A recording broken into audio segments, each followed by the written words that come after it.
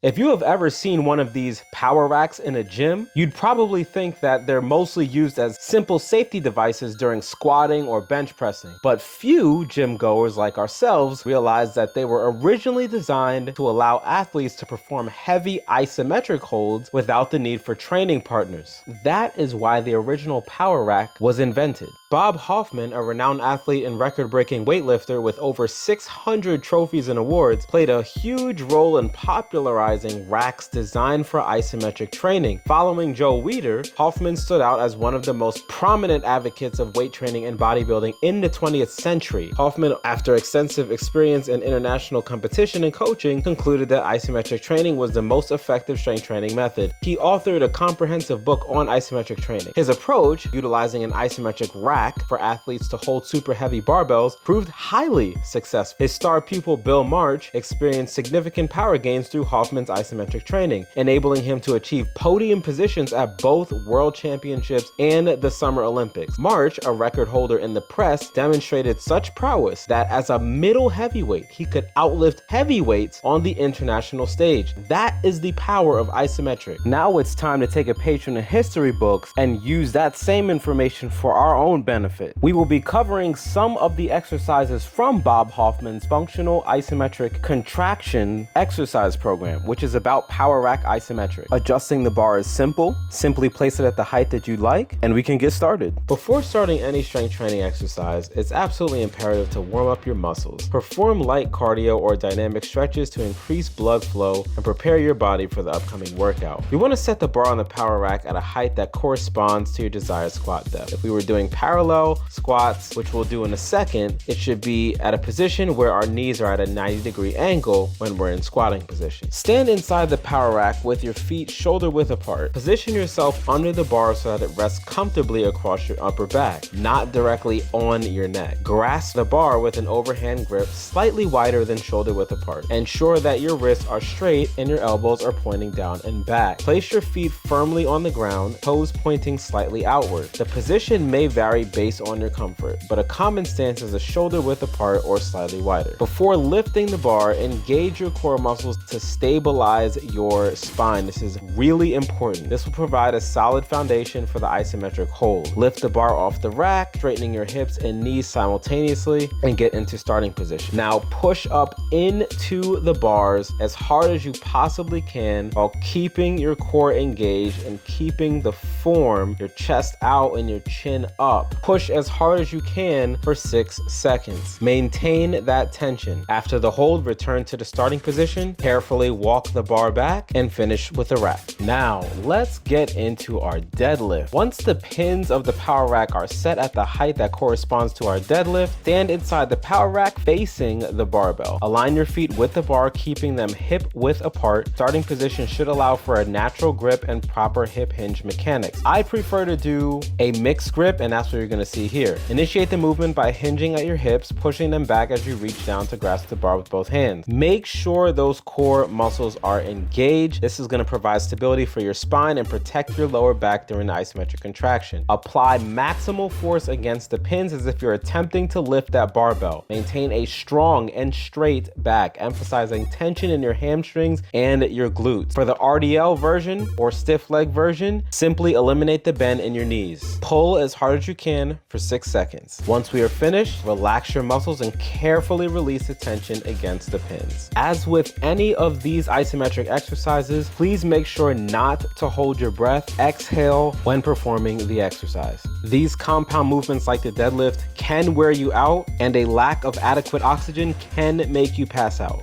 With our bench press setup, we want to make sure that our bars are set, and once they are, get into position on your bench. You may have to reach behind you for the barbell. If there's a place where you can rack it underneath the pins, please do so. Once you have the barbell in place, position it over your chest, particularly nipple height, and we want to push as hard as possible into the pins for 6 seconds. Again, as with the deadlift, make sure that you are exhaling. Breathe, breathe, breathe during these exercises. We are working at the highest end of the force velocity curve here. These are very demanding. We want to make sure that we have enough oxygen. Once you finish the repetition, go ahead and rack it. Hand placement should be about shoulder width apart. Our next exercise is shoulder press, and we're going to be performing this from mid position and near lockout. So you're going to see how both are performed. The only difference between the two is that we're simply adjusting the pin to a higher level than near lockout shoulder press. Please make sure that the core is tight. Do not round your back to perform this shoulder press. Make sure that the chin is up and we are exhaling for 6 seconds as hard as possible. Our hands are shoulder width apart on the bar. You'll definitely feel this one pretty quickly. 6 seconds and release and re-rack.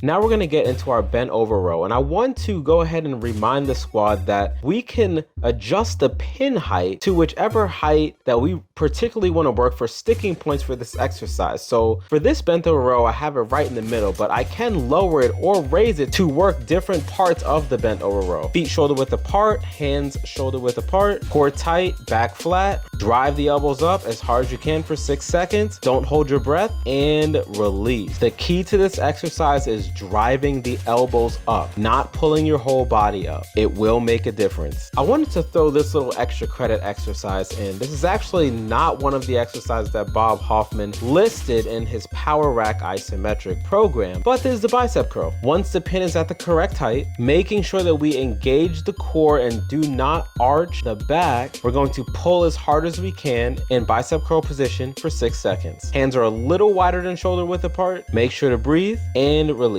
You'll find that feet are shoulder width apart for pretty much any of these exercises, and that is our basic guide to Power Rack Isometrics. But if you want to learn how to use isometrics with no equipment, then I recommend you watch this video right here. We'll see you there.